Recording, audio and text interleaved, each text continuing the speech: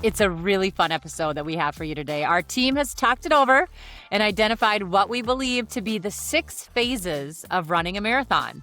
We'll discuss each phase, learning what to focus on and what to be aware of for each section of the race. And I'm joined today by Coach David Levine, head coach of the LA Roadrunners. Coach David has been coaching runners and triathletes for close to 20 years and is the co-author of the Complete Idiot's Guide to Marathon Training. And he has over 30 marathon finishes himself, and he's run 2 Ironman competitions. So just a wealth of knowledge right here today. And we are so happy to help you or have you on the show, David. Wait, you're holding up 3. You've done 3 Ironman?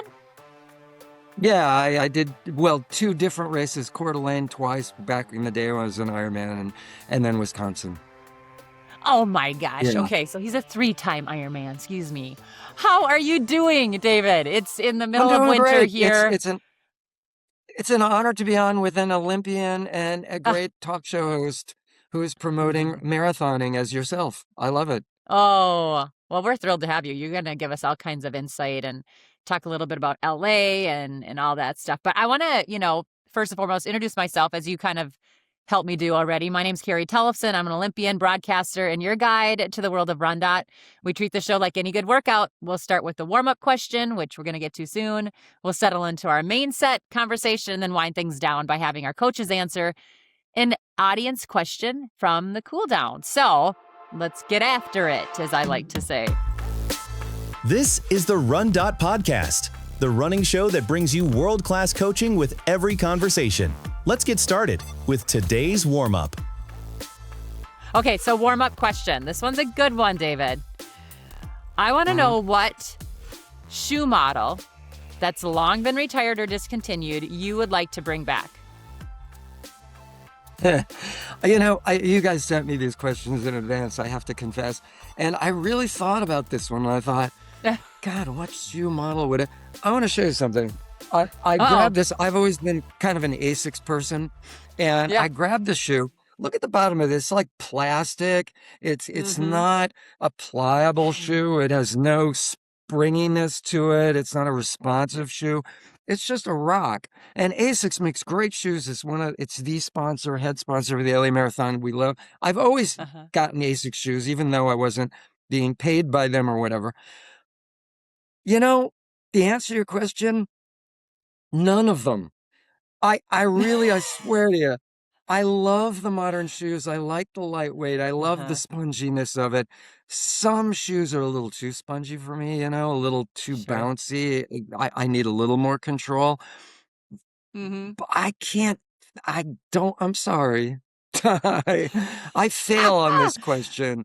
I would not bring back any of them. I really wouldn't.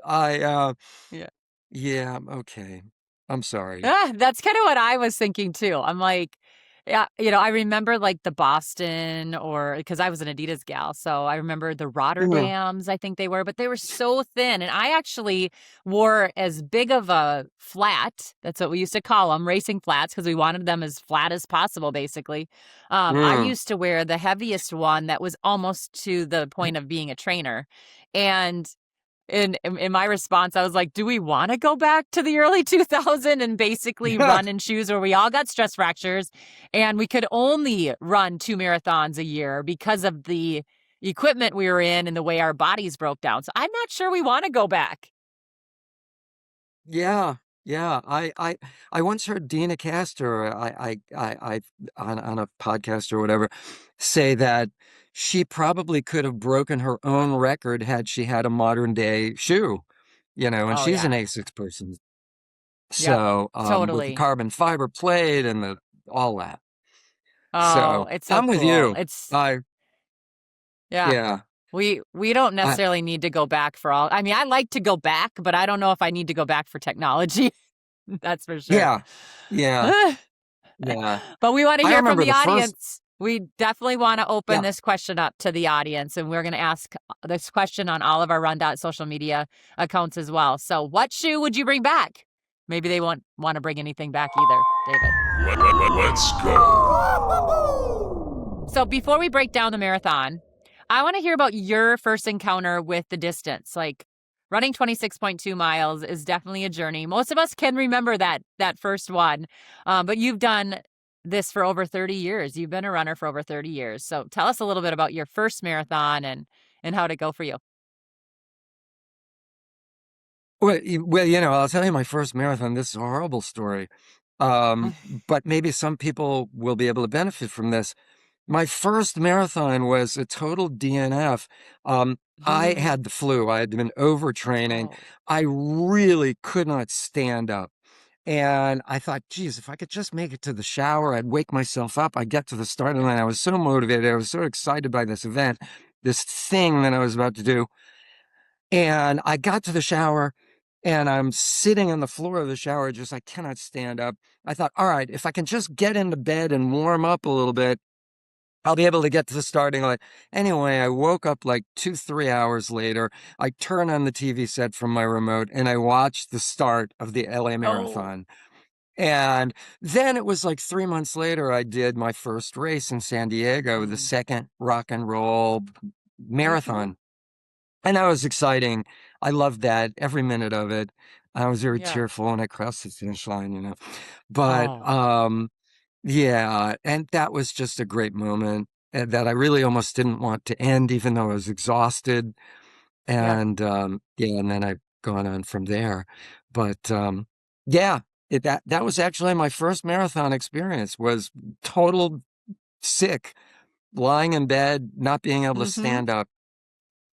I mean, I think a lot of us have gone through those moments, right? I mean, it's hard to get to the start line when you're doing, 12, 16-week programs, and like to nail it on that one day. It happens a lot of times. A lot of people have great success with it, but it really is hard to get that one day right and one day perfect. And so I think that's why we all it's probably why you've been a runner for 30 years. We continually try to be better than we were yesterday, not only time-wise, but just like handling the distance and knowing how to mentally challenge it and just do all the fun stuff that comes with running, right? If we were awesome the first day we did it, we probably wouldn't be coming back for 30 years.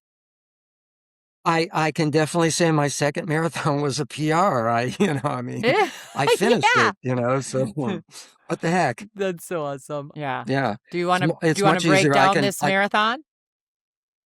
Okay, let's do it. Let's do it. Let's break down the marathon. Okay. So phase 1 of running a marathon, those early miles, we're going to call the early adrenaline miles. So that's like miles 1 through 3. How do you coach? How do you tell somebody to tackle those? Because I think the only 3 marathons I've done, I think I've screwed it up every single time in the early miles. It's so exciting to get off that line and to get going. Yeah. I think in general, the key to the first 3 miles, major city races, you're talking Chicago, New York, 50,000 of your best friends are showing up in the starting line. There is a sense that we humans have that we can feel stress. We can feel energy from all these, thousands of people, 22,000 more at the LA Marathon starting line. It's just massive. And we have helicopters flying overhead and people with balloons and cheering. And then the race begins in this blaring music in LA. It's, I love LA, just blaring over the speakers. We used to have Muhammad Ali standing at the starting line, honking the horn, saying the start. You would run by Muhammad Ali, which is the most exciting, you cannot even imagine. This man who could barely even stand up, thrilled to be there, just smiling and waving at all the people that are starting the LA Marathon. Back in his day, he did it for years. The thing I can say, and right out of the bat, LA Marathon, Dodger Stadium parking lot, you go up a hill. The only thing I can tell people is listen to your breathing. As your breathing rate increases, that means your heart rate is increasing. That means your consumption of glycogen, that limited reservoir that you use at higher heart rate, is being consumed more quickly. And if you use too much glycogen too quickly, you hit the wall, you're walking, you're whatever. You're really not going to be as fast as you ever could be had you not gone out that fast and listened to your breathing. So in general, just hold back. especially on the early hills of the LA Marathon, which is where all the big hills are, look at where your elevation chart takes you in a race. If your big hills are toward the end of the race, well, maybe it would be okay to start out just below um, marathon race pace, or even at marathon race pace. But what happens with the LA Marathon can be indicative of a lot of races. I don't want to go on too much. We'll be here for hours. But what happens is you get this little third of a mile uphill, which is kind of a significant thing, getting out of the bowl of the Dodger Stadium. Yep. And you get your heart rate up way too high. And then you kind of go down to Sunset and you got this nice downhill glide for about a mile and a half. But people are screaming out, use the downhill, use the downhill. So your heart rate's Uh-oh. already too high. You're now flying down this street toward Chinatown, and your heart Yep. rate is still way too high. So you're at about like mile 2, and you've just gone all that distance utilizing way too much glycogen. The average, this is important, I think, the average non-pro athlete has about 80 to 90 minutes, and I'll get into this a little later in our discussion when we talk about the end of the marathon, in any marathon, have about 80, 90 minutes of glycogen at what you might call a lactate threshold, or a little above like half marathon race pace, where you're going a little bit faster than what you might normally want to do. And the pro athletes may have about 2 hours worth of glycogen. So if they're only going like 2:05, even 2:10 for a marathon, they can just take their first mile and a half slow, and then they can just burn it all out the rest of the way. But for most of us, we need to keep it slow early on, because those first 2 miles of the LA Marathon, when their heart rates were too high, if they're at a 10-minute per mile average pace, I use that number because it's a simple, rounded Yeah. number, they've just gone about 20 minutes burning out. If you have 80, 90 minutes, you've used just almost a quarter of your glycogen in the first 2 miles of your race. You're headed toward disaster. I don't mean to be, yes, I do mean to be dramatic. But Well, it's just true. to hit the hammer on the head, you really need to be careful in the beginning couple miles of a race. Especially in LA, the first 6 miles are the key to the LA Marathon, because that's where the big hills are. You use too much glycogen too early going up those hills, you're in trouble, and you got 20 miles left to go. Yeah, I So, think that's the big thing. Yeah, just make sure you are mhm, paying attention to that. And I think you nailed it too. Like, it's not just the LA Marathon that we're talking about. When you have an mhm. elevation chart, when you have all these different ways to sort of study your marathon and even prep in your training, you got to know how to adjust. And LA can be warm, it can be cool, it can be rainy. It's kind of a funny time of year. There's all kinds of different things. So you have to understand too, if it's warm, if there's any humidity and you spike your heart rate, your body temperature goes up in those first 3 miles. It's a tough thing to get everything to calm down for the next 23 miles. So you have to pay attention early on. Phase 2 is kind of a longer one. You guys are calling it settling in, and it's from miles 3 to 12. That's a long ways to just settle in, but we really have to. Yeah, basically, pro athletes talk about negative split, right? And the Mhm. negative split is the idea that you go a little lower heart rate early on. So, example, if you're a pro athlete and 80, 90 minutes, that's way twice that is way longer than your normal race as a pro athlete. So a pro athlete would talk about the first half being a little slower than the second half of the race, negative split meaning less time, right? Mhm. Mhm. So the idea is, generally speaking, the first half of your race is going to be a little slower. Maybe they would do, like, if you're a real serious world-class athlete, maybe like the first half would be like a 102, 103, something like that. The second half would be like a 58, 57-minute kind of second half. Well, Mhm. we non-pro athletes, like I said, don't have 2 hours. We have 80, 90 minutes. We're going over 3 hours. There's, forget the midway point. for the negative split. Try and calculate where you are with 80, especially for a beginner. Calculate the math before you begin, where you have about 80 to 90 minutes to the finish line, right? So you want a negative split. You want to maintain glycogen as long as you can.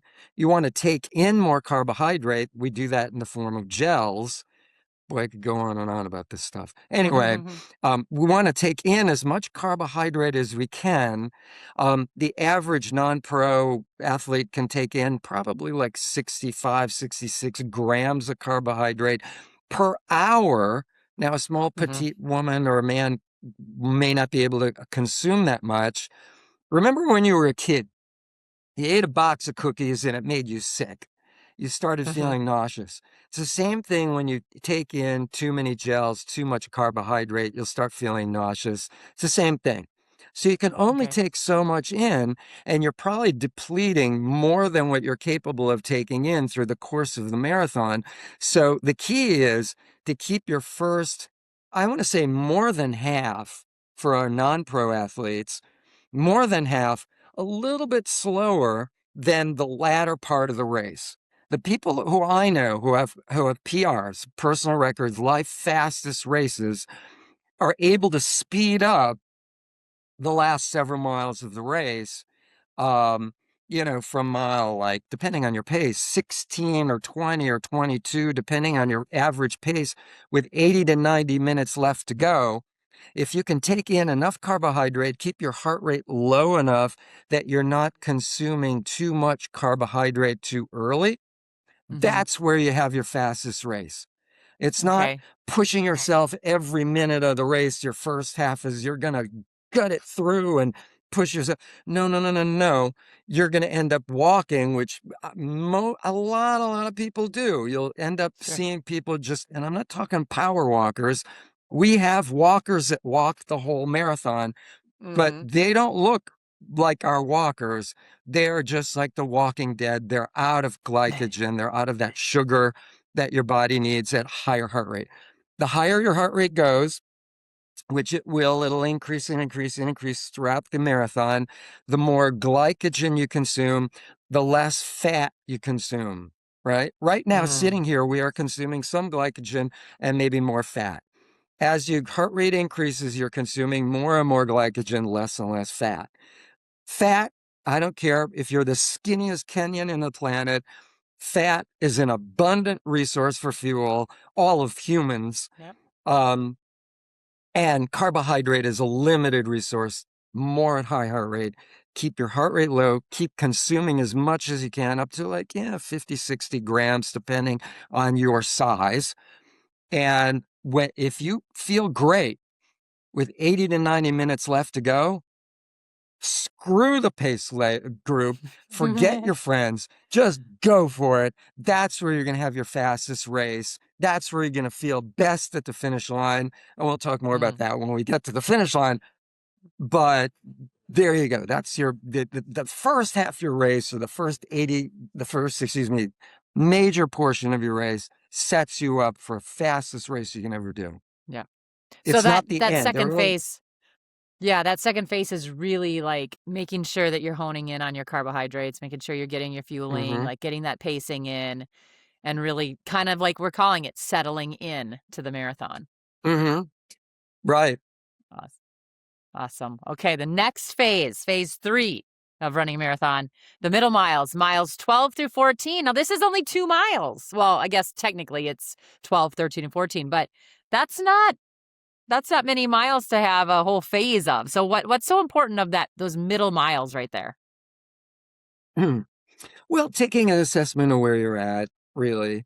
Also, something, I find most races have a banner where you're at, like 13.1, or just a little sign that says half marathon. It might even be where most races will have like a little runner across the street where they'll record your chip time at the half marathon points. Take a moment for celebration. Damn it, you've just run a half marathon. Most people on the planet can't run a mile. What you've just done in 13.1 miles, half marathon, it's extraordinary. Yes, you need to keep in mind carbohydrate, mineral depletion, hydration, all those things, all those resources, bodily resources. But, you know, take a moment to just say, damn, I did this, you know, Mhm. and say I hello know. to a friend or something. High five. Um, and yeah, also take in the environment around you. Around mile 12, 13, and the LA Marathon, there's some great views of the mountains and stuff. Mhm. Um, there's an element of you're running through West Hollywood and the drag queen pom-pom people are Yep. just the best. So fun. The energy of the crowd in West Hollywood, once you hit Beverly Hills, it's all just like silence. It's just really bizarre Mm. going from West Hollywood to Beverly Hills. It is so strange and different, running through those two different. But at any rate, that's where you're at around the halfway point. Um, Yeah. get excited about it. You just did a half marathon, darn it. Well, There I you like go. how you kind of think of it because I feel like a lot of people are like, "Oh, I'm only halfway," you know? And you have Oh, a oh. positive twist on it. Like, yeah, not many people run the half marathon, and you're on your way to running the marathon, but celebrate this moment, and hopefully you're pretty close to that target pace. Or a little slower than that target pace Mhm. early on, depending on the Yep. elevation changes and the race that you're doing. LA Mm. happens to have the big hills at the beginning, so it's absolutely going to be a negative split. Some races have more hills at the end. Um, Sure. so it becomes a little different. Yeah, I have Mm. always said a single negative thought can kill you. And what I mean by that, and I've heard this from pro athletes, they started thinking, oh, damn, I'm tired. I'm like, whatever. And boom, their energy just drops. Yep. I don't mean dead kill you, but kills Yeah. your enthusiasm, kills your adrenaline, kills your Mhm. energy levels. Um, a single negative thought can kill you during a race, especially Yep. for a pro athlete. Mm. Yeah, which I'm sure It's you so could true. probably relate to. Yeah, I mean, even today I Yeah. was doing a little treadmill workout and I was like, I was doing like 1, 2, 3, 3, 2, 1 minutes. It wasn't 1, 2, 3 miles, Oh, 3, 2, 1 miles. I just did a quick little fartlek but and great. I was thinking to myself, like, what was my mind going through when I was running? I was just running 6 minute pace for those intervals today. And I used to run things at 4 minute Right. pace. I mean, really, I would do, Mm. 400s at 4 minute pace. I would do some 600s at 4 minute pace, like crazy fast. And I thought to myself today, I need to switch that mental stud on again. Like, come on. This is not that Yeah, hard. I know I'm in the dungeon of my basement while it's single digits out here in Minnesota right now, but get going again, oh, girl. Like, you can do this stuff. So I think I would tell myself in those middle miles the same thing. Get going, girl. You can do it. yeah. Yeah. Okay. I The confess I next was complaining phase. about Oh, yeah. Go ahead. I was Sorry. I was complaining about the weather here the last 2 days, which I will not tell you what it was, but Don't. yeah. We So have yeah, had anything beautiful can sun, become a though. negative thing. I mean, yeah. But Uh, okay, we're moving on, I Uh, guess. yeah, The next thing. phase 4 of running a marathon, the back half abyss. Like, what even happens in those miles? I think a lot of people even forget what happens between mile 14 and 20. There's so many mental games going on. There's a lot of distraction. I feel like at least when I ran my marathons, I was trying to figure out how to just not think about actually what was happening to my body because you can start to feel it, but you're confused a little bit. It's like, am I getting tired? Do I still feel really good? I know I still have a long ways to go. Like, what am I taking enough? Did I already take enough? Did I not? Like, all the things that start to come into play, and it's an important part of the race. So, what do you think about from miles 14 to 20? I once heard a study, and they did a study on all distances of running, from Mm-hmm. 100 meters to ultra marathons, whatever. And they found that the third quarter, which is what we're talking about, mile 14 to 20, whatever, the third quarter of any distance race is Mm-hmm. always the slowest, right? Hmm. Even the sprinter is kind of switching from creatine phosphate to glycogen or whatever, the more of each. I'm not going to explain that, but even the sprinter, the third quarter of 100 meters is a little bit slower. Certainly the third quarter of a marathon. Yeah, you're right.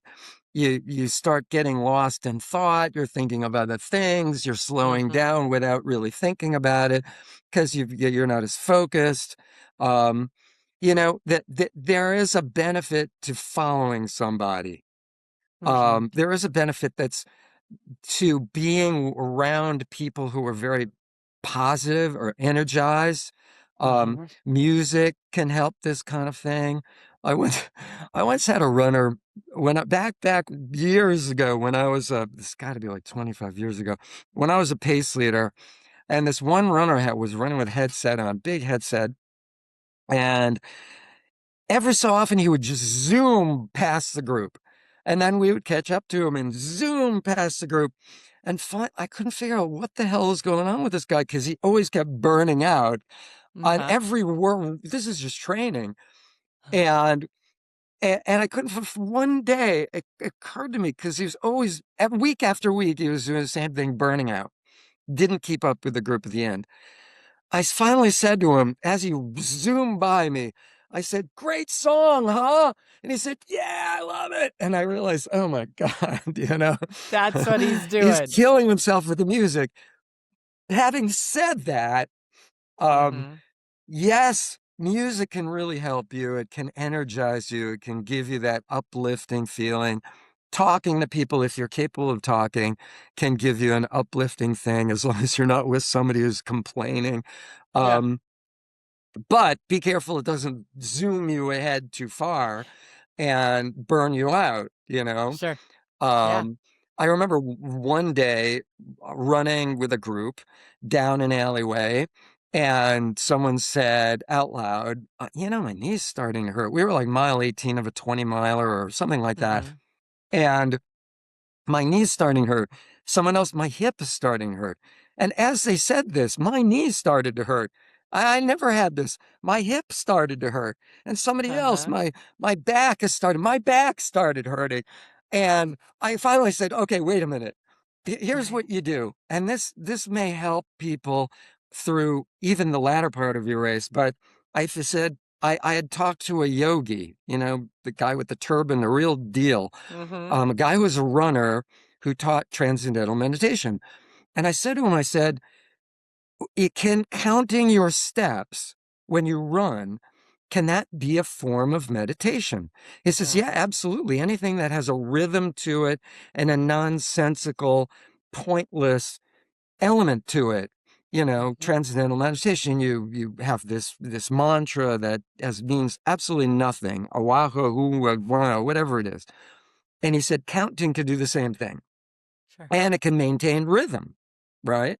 Mm-hmm. So what I would do when I was really tired on the third quarter, even toward the end, is I would count my steps, like not every step because you go nuts, but like every 1, 2, 3, Mm-hmm. every fourth step or every other step, doesn't matter. I'd count to 100. You could count to 10. It really is meaningless. Um, I found at my stride length, because I tend to be a little taller, at my stride length, I would go 100 steps and I'd be another mile. So that's Yep. pretty simple. It Mm-hmm. maintained my rhythm, Mm-hmm. and I would get through the third quarter of the marathon. Hmm. And then there's the last part of the marathon, which we can talk about in a moment. But hopefully that alone, music, talking to people who are positive, not aching and pain. Mm-hmm. Oh my God, I feel horrible. Um, um, I'll tell you one other story before we move on to the next. My wife did her first marathon, and she got to mile 13, the halfway point, and she felt awful. She had hit the wall. She had gone way too fast. She had no clue what she was doing. And she vowed she would never, ever, ever, ever do this thing ever again. Never will she do a marathon. That's it. She's done.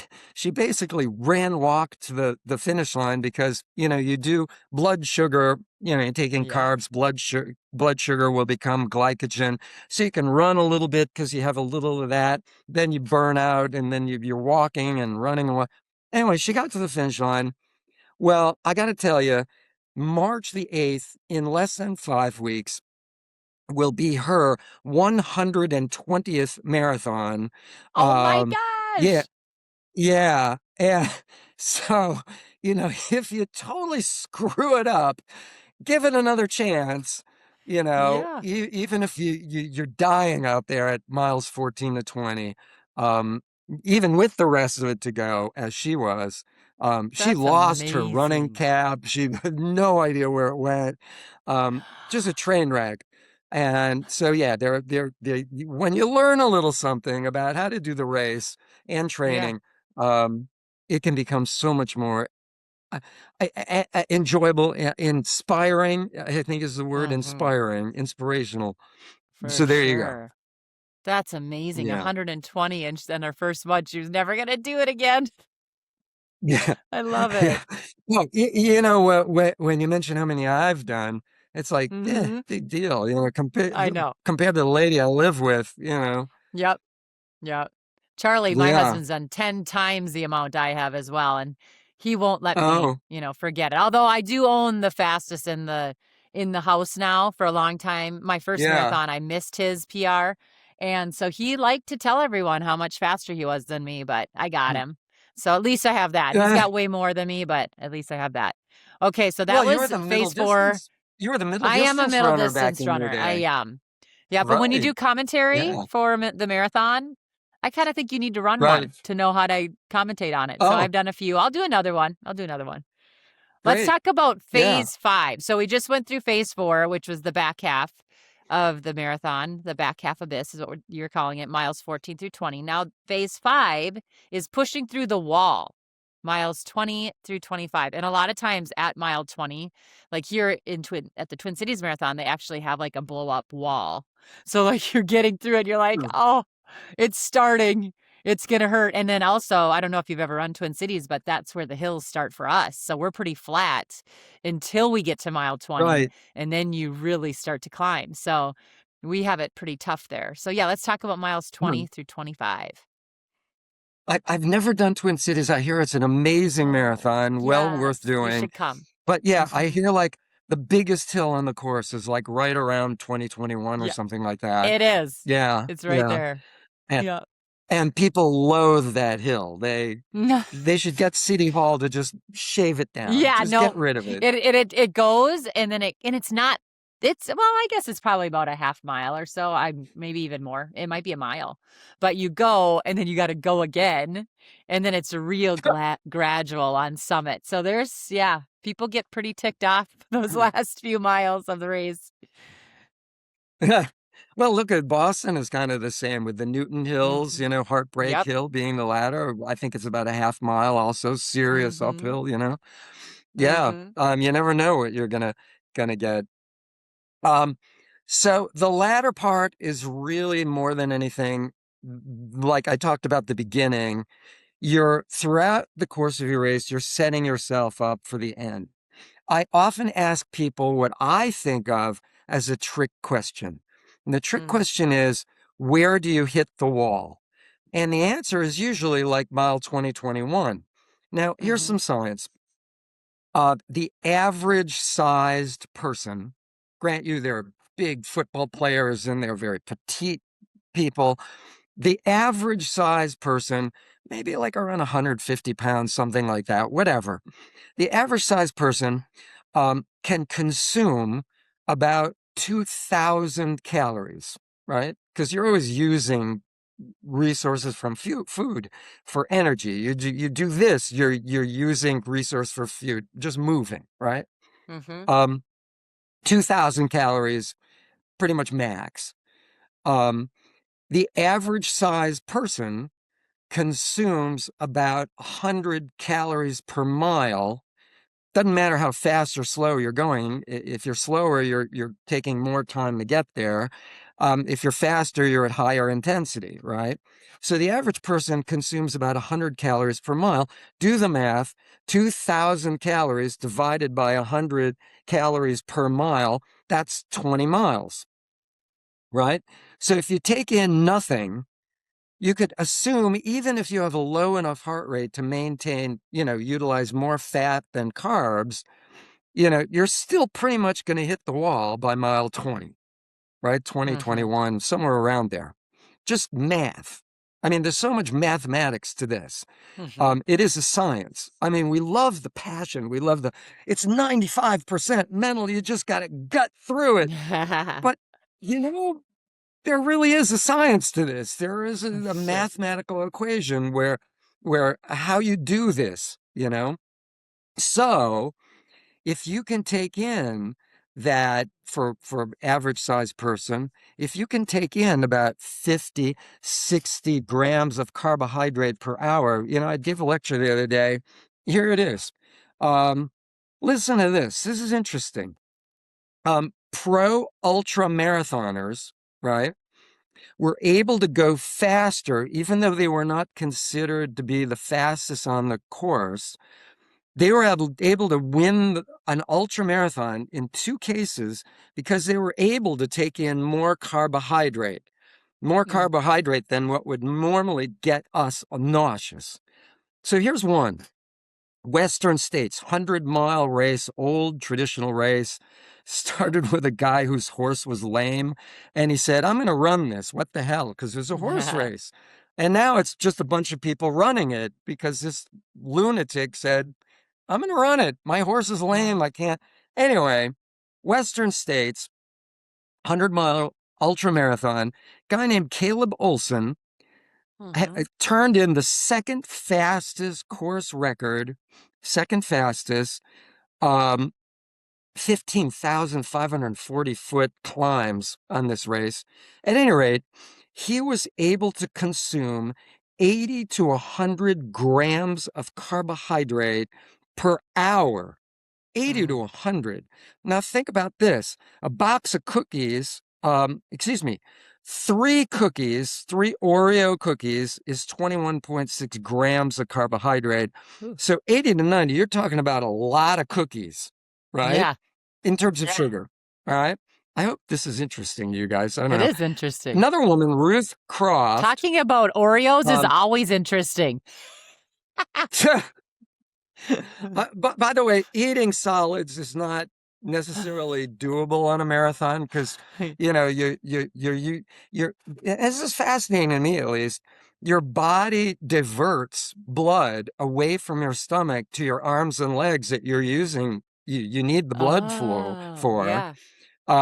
So your stomach is not as efficient. So if you ate something solid like an Oreo cookie, most of us would probably have stomach distress because your stomach wasn't as efficient because all the blood was going to your arms and legs. So that's why we do gels. That's why we do sport drink, all that. Anyway, I find that amazing that your body can just do that because your subconscious brain says, divert, we need it because some monster is chasing us and we need to run fast. So divert, we want to live. Obviously that's human growth, whatever. Anyway, woman named Ruth Croft, the Ultra Trail du Mont Blanc, obviously in Europe, she was able to consume 120 grams per hour. 120 grams of carbohydrate per hour. A box of Oreos is 156.66 grams of carbohydrate. Wow. So she's consuming almost a box of Oreo cookies equivalent, not cookies, obviously not solids, per hour for a 100-mile race. And she won the race. She won the race. So if you can consume, obviously, if you start getting nauseous, you can only do so much. But if you can consume a reasonable amount of carbohydrate, especially on a warm day where you need to take in, think about how many minerals you may need, sodium especially. Um, if you don't have sodium, if you run low on sodium, you're not going to be able to absorb the hydration that you're taking in. You Mm-hmm. may, I know this is disgusting, I apologize, but you may see someone throwing up water at the finish line right after they Mm-hmm. stopped. It's because they were not able to absorb water. They're sodium depleted. They need like a sodium pill or something. Sure. Eat a salty burrito or a pretzel or something. Yeah. It's easy to get sodium in, but their stomach, their subconscious mind was saying, get rid of this water sloshing in my stomach. And it comes out, Yep. but they need sodium to absorb that hydration. Um, so really there are several different resources that your body needs, including hydration. There are a lot of people that say, well, don't drink too much. Because the reason is because drinking water or any liquid will deplete mineral resources that go into your sodium, your potassium, all that goes into your urine in a form you can't use. Or you also sweat out all those minerals, right? Mm-hmm. But don't drink too much. Well, I say, well, if the problem is you're becoming sodium depleted, which also impacts your neurological function. There are a couple of different reasons why people cramp, especially later in a race. One is Yep. fatigue, like Tim Noakes from, I think he's South Africa again, or Mm-hmm. Australia. I think he's from Australia or New Yeah. Zealand. One of anyway, came up The with the idea that triathlete you're talking fatigue, about. yeah, sports, uh, PhD in exercise physiology. They wrote a Yep. big book, The Lore of Running, one of those big Oh, early yeah. Yeah. tomes, 900-page guy, PhD. Anyway, um, he came up with the idea that fatigue will also cause cramping, maybe later in the Mm-hmm. race because if your muscles are tired. For that, you could do some strength training or more strength training as long as you're not getting too tight in your training cycle. That would enable you to go through that fatigue phase toward the end of your race, the last few miles of your race. But in addition to that, minerals such as sodium, potassium, the big ones, lack of them can also cause cramping. Right. So if you're depleting your sodium, potassium, all these electrolytes, those are the minerals, sodium, potassium, also called electrolytes. Electrolytes are neurological function where you'll think something, then that you send these minerals with the signal of your brain down your nerve to your muscle, which we call the motor nerve. The nerve and the muscle are called the motor nerve, into your muscle. And your Mm. muscle says, okay, do this, right? And you will do that because of this electrolytic signal that you use minerals to send, right? So if you're low toward the end of your race on these minerals, that's why we do sports drink. That's why we do gels with minerals in them. That's why we on a hot day, take mineral pills. If it's going up into the 80s, oh my God, take in mineral pills. You're going to sweat it out because it's warmer. Your body wants to cool itself off with sweat. Your heart rate is immediately going to be a little elevated, so you need to take your Mm-hmm. race a little slower on an 80-degree day. Even our official pace leaders of the LA Marathon, we are essentially the LA Marathon. We just happen to be the training group for the LA Marathon. We are owned by the same people. Anyway, Mm-hmm. um, all these things need to be taken into consideration before you even begin your race to help you get through the last few miles. So when I say that the question is a trick question, where do you hit the wall? The Mm-hmm. trick element of it is that if you think through all of these things before your race and plan them out and even execute them during your race, you don't have to hit the wall. Mm. That doesn't need to be a part of your race. Yes, it will get more difficult. Toward the end, the last few miles, you can take in gels or pills that have caffeine in them. And that caffeine will make your brain, your subconscious brain, think you have way more resources like glycogen, carbs than you really do. And I remember one race I took in, I think it was probably about 150 Wow. milligrams of caffeine in the last, like, You're I don't buzzing. know, 6 miles of the LA Marathon. And I crossed that finish line and I did not want to stop. I was just flying. This was a blast. I mean, yeah, I was drugged on caffeine, but, um, and toward that end, again, the discussion of plan it out in advance. If you're going to do caffeine in your race, I Yep. recommend more toward the end than the beginning. You don't want to start out too fast. You get all excited with adrenaline, and that caffeine spikes adrenaline even more. At any rate, wean yourself off of caffeine like 3 to 4 weeks before your marathon, right? Okay. So that the effects, the impact of caffeine during a race will really be Kick in. felt. Now, don't do it cold turkey because it is a drug and you will go through withdrawal symptoms, right? You'll get jittery, you'll get headaches. Half a cup less a day, a quarter cup less a day. If you really do a lot of coffee, there are some real benefits I'm hearing from coffee. Nothing wrong with that. But slowly wean yourself off of caffeine like 3-4 weeks before the race. So when race day comes, you'll really feel the benefits. Also, wean yourself off alcohol. For those of you who are like, hey, let's have a few beers. We're celebrating the race. Alcohol is a diuretic. You don't want to start your race dehydrated. So the end of your race is not just based on where you start, but even before that, even before you start your race, you're setting yourself up for the end of your race for a great race or just whatever happens, like my wife's first race. She's learned a few things. Well, she has the wealth But of knowledge with you there too, as well. So let's talk about that last little home stretch then. Miles 25 through 26.2. Don't forget the point two, people, because that definitely is a fun stretch, but it can be long. So talk about the sixth phase of running a marathon, which is the home stretch. But by the way, you mentioned something about my wife having me. Ever since we got married, that's when she stopped listening to me. And I think that's very common. That was it. That was that was the last time she had a PR or qualified for Boston, or we got married. No more listening to David.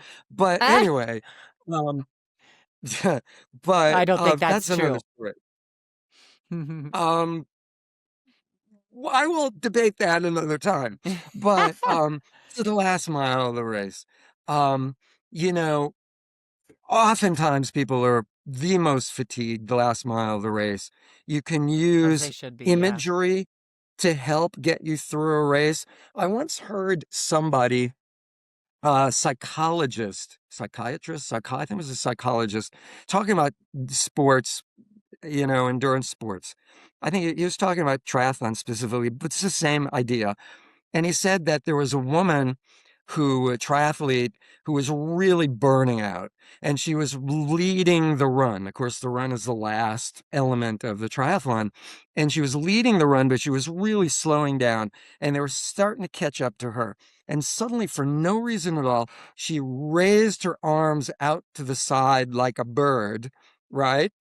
And people had, what the hell is wrong with this woman? She's running with her arms out to the side. And she later explained that she imagined herself, and people saw this. She imagined herself flying and Oh, that's cool. floating through the air. And suddenly her what looked like a heavy kind of run, plodding kind of run, looked more effortless and less weighted. And she sped up. It was all from imaging, imagining Yep. herself as a bird flying. Um, That's I've heard the interesting. same concept. If you're running near an ocean, use the energy of the surf, as part of your being. You're imagining you're gaining energy from the surf or from the sun or from whatever's around you. Just imagery alone can spike your adrenaline levels and give you energy. Imagining, I'll tell you a funny story in a second, but imagine yourself winning the LA Marathon or a major city marathon or whatever it is. The screaming, the yelling, the calling out your name, crossing the finish line first. If I was winning a marathon, I would think I was lost because there's no one in front of me. I must have taken a wrong turn, but I'll tell you a funny story, and it's such a thrill. And if you can imagine this, it really will energize you. And that's imagining winning the race, right? You are winning. They're cheering for you and you alone, even though that's totally untrue. One year, I have this little badge that is an all access badge. I can go anywhere around the LA Marathon. And I had to get from outside the finish line to inside the finish line, really just to help set up an awning. Lucy, our coordinator, my counterpart, who is absolutely amazing and does wonderful things. I couldn't live without her. In fact, I owe her an email. Anyway, I thought, well, I got to get to where she's at quickly. Why not run the finish line? Because I was wearing shorts at the time and running shoes, Asics, everything, so I looked the part. And I took off my sweatshirt. I put it at our little water table outside the finish line. And I started running 2 blocks, right? Now, no one had finished the marathon yet, right? No one had run the finish line. And there's me running the finish line. So these people who were bored to tears, just standing on the side of the road, waiting for something. My God, when is my cousin going to get here or whatever it was? See me running by. I had no bib number on, but I had this little badge that's flapping around, and it's obvious my form is not like a Kenyan. You know what I'm saying? I do not look like someone who's going to, this is not that long ago. I do not look like someone who's going to be winning the Los Angeles Marathon. And suddenly I start hearing people applauding. And I'm looking around and I'm like, what the hell? They're all looking at me and they're screaming, and it got bigger and bigger and bigger, and they're yelling and screaming and cheering. And I'm crossing the finish line, and the volunteers are all there doing this kind of thing. And they're now screaming, yay, good for you. And I know what it's like to win the LA Marathon. I ran 2 blocks. But that was such a thrill. And if you can imagine that, just imagine that. Watch a video of the finish line of Boston or whatever it is. It's such a thrill watching it on video. You put that in your head. And I'll tell you something else that really works. When you really start getting fatigued, have an idea in your back pocket, an emotional idea. For example, we humans are not as complex in our neurological thought processes as we would like to think. In other words, when you have an emotion, you stimulate the same kind of drugs in your brain naturally that you do from any other emotion. For example, when you're really sad, you're stimulating dopamine, which makes you more alert. You're stimulating adrenaline, which gives you energy. You go to a movie theater. It doesn't matter whether you're sobbing in tears, whether you're laughing hysterically, where you're seeing a horror movie, whatever the emotion is, the subconscious response neurologically is the same outpouring of stimulation, right? So if you, in the back of your head, I call it your back pocket, have an idea, whatever it is, it could be something that brings you to tears. It could be a scene from a movie that makes you laugh hysterically. It could be something that enrages you. Damn it, that guy next to me just called me a name, which could be totally fake, but he just called me a name. I'm going to kick that guy's ass to the finish line, your adrenaline is spiked, your dopamine, you're more clear, you're more focused. You can use this any portion of the race, and suddenly you're sprinting that finish line, no matter how tired you are.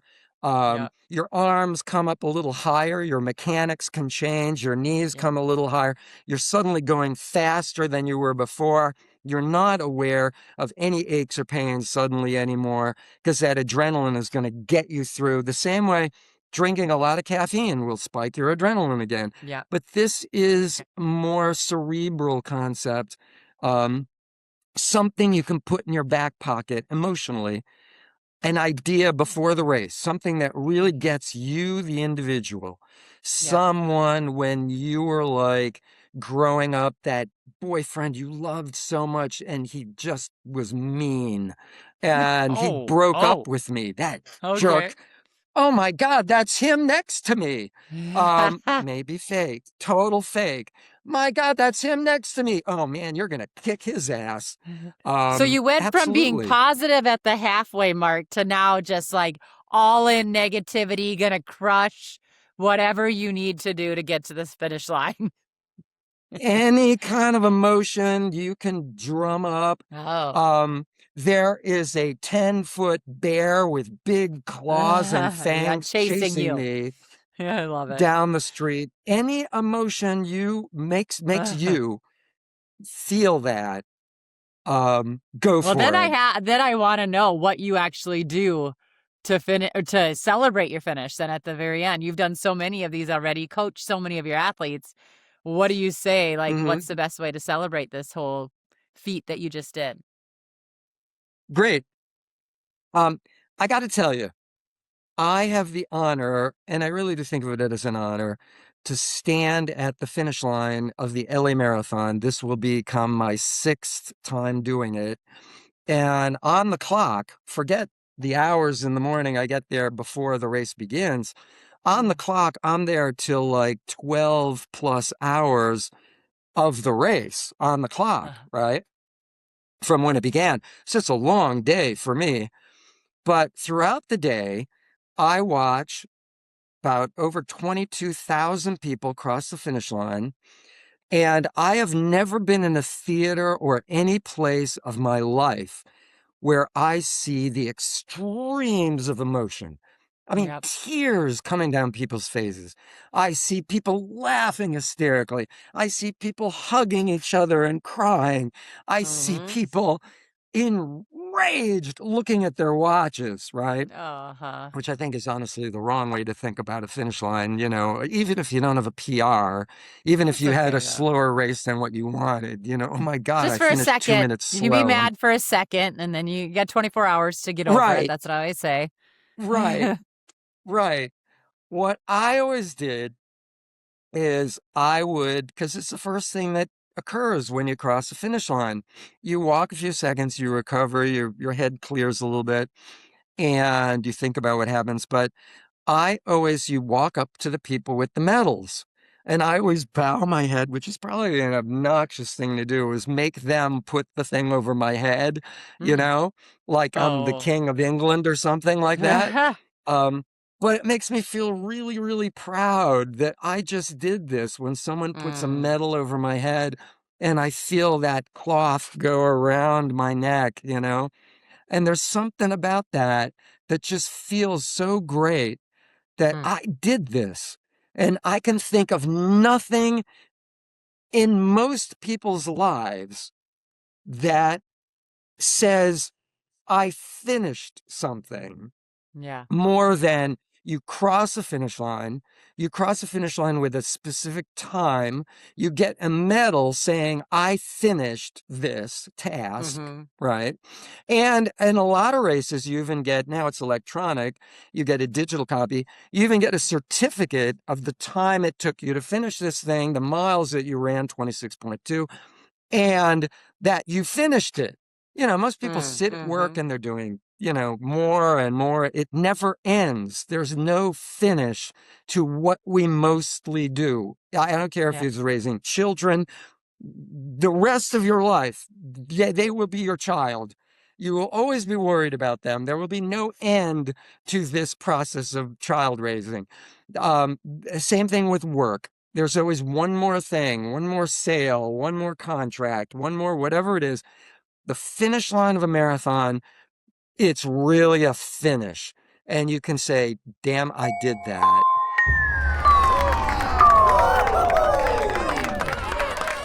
We have one more question for you, and that is the cool down question. And it's a question from the audience. Are you ready for it?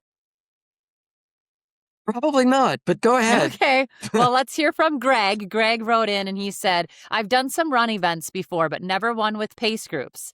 My first ever marathon with pace groups is coming up, and I'm wondering if it's best to join the group closest to my target finishing time, which is 4:30, or is it better to go on my own since I am more used to doing that? And you already kind of talked a little bit about the benefits of chasing someone. So what do you think? Be with the pace group or go at it alone?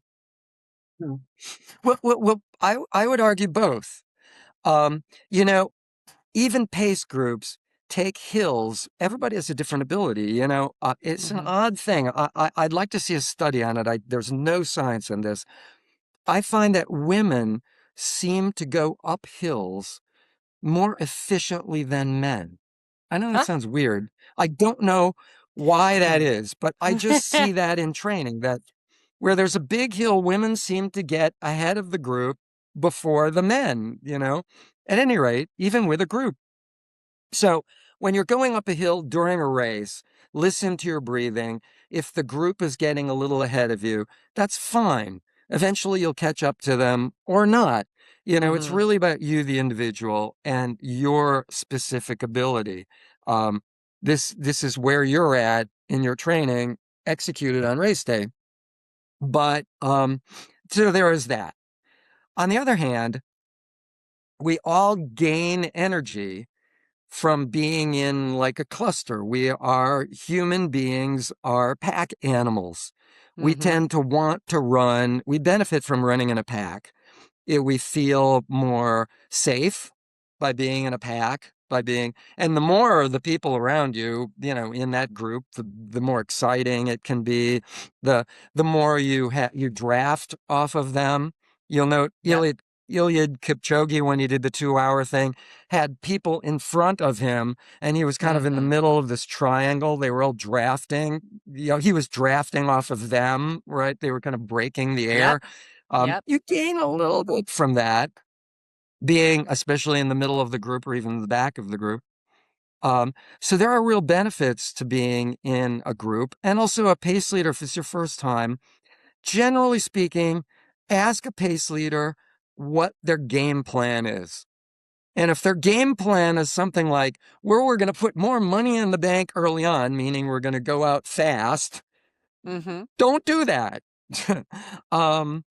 Don't follow that person. Or like I said, if they're going up the hill a little faster than you, that may be part of their game plan. For that's good for them and good for most of the people in that group, maybe, and maybe not as good for you. So it's all, you know, within, see how you feel, listen to your breathing. There are benefits to a group and drawbacks. Thanks for listening to the RunDot Podcast. Help us out by leaving a rating and review on your listening platform of choice. For more opportunities to learn from our coaches, check out our YouTube channel and follow RunDot Training on social. Ready to train with us? Head to rundot.com and get started for free. Until next time, happy training.